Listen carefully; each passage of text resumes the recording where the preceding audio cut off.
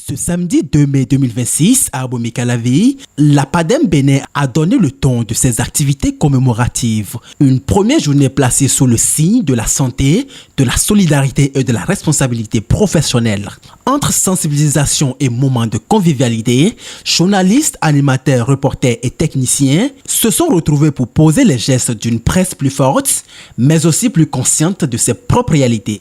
Au cœur de cette première journée, une séance de sensibilisation sur les maladies cardiovasculaires animée par le professeur Wilfried Kandji. Face à un public attentif, il a mis en lumière une réalité souvent négligée. Les professionnels des médias figurent parmi les plus exposés. Stress permanent, manque d'activité physique, autant de facteurs qui favorisent des pathologies silencieuses, mais redoutables comme l'hypertension ou les accidents vasculaires cérébraux. Ce qu'il faut retenir sur les maladies cardiovasculaires globalement, c'est de savoir que tout le monde est concerné, quel que soit le sexe, quel que soit l'âge.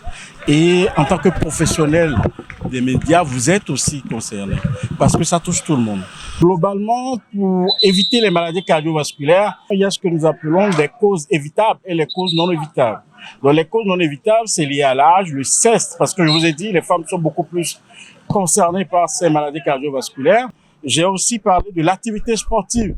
Donc, il faut faire 30 minutes de sport par jour, sans oublier qu'il y a des activités qu'il faut éviter, notamment le tabac. Il faut éviter. Il faut faire des consultations ORL et stomato pour éliminer tout ce qui est infection dentaire et ORL.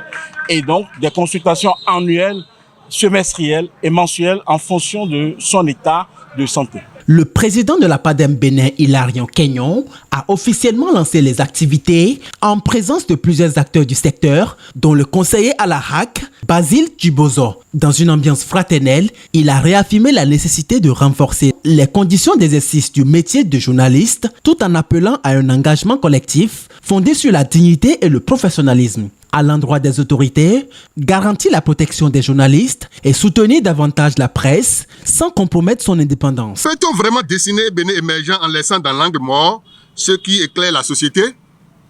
Nous croyons que non. La PADEM Bénin ne quémande pas, elle propose.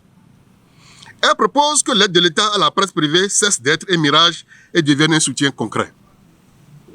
Elle propose que le fonds d'appui au développement des médias quitte les cartons pour irriguer nos rédactions. Elle propose des allègements fiscaux réfléchis à la hauteur des fragilités de nos entreprises de presse. Disons-le simplement, sans presse libre, le développement boite. Sans journalistes sereins, la vérité bégaie. Sans médias indépendants, la paix reste un vœu pieux. Basile Djibozo a mis en lumière un défi de taille, la place grandissante de l'intelligence artificielle dans le monde des médias. Un levier aux multiples possibilités, mais qui appelle à plus de prudence, de responsabilité et de discernement. Il a appelé que la crédibilité du journaliste repose avant tout sur le sérieux et la rigueur dans le travail. Nous sommes aujourd'hui au confluent du numérique et de l'intelligence artificielle. Aujourd'hui, c'est les défis qui nous attendent.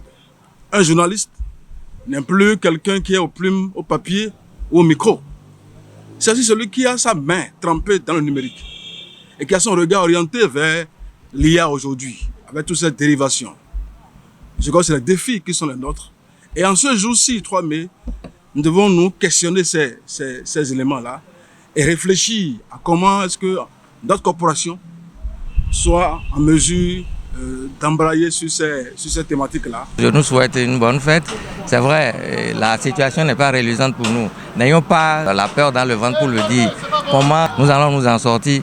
Je crois que les autorités, les nouvelles qui vont s'installer, ont tout bon droit de nous aider à le faire. Parce que de toutes les corporations, je pense que c'est la nôtre qui souffre la plus.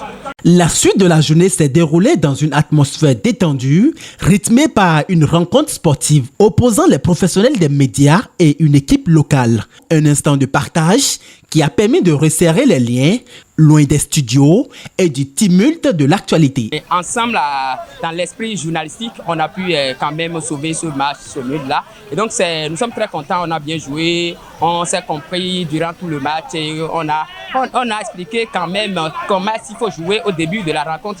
Et à la fin, je pense que la victoire est au bout. Match nul, 0 but partout, c'est bien. Nous sommes très contents parce qu'on ne s'entendait pas ça. Après le match, je déclare que c'est un match qui a été très bien, âprement discuté par les deux équipes. Nous sommes assez surpris par la prestation de la presse.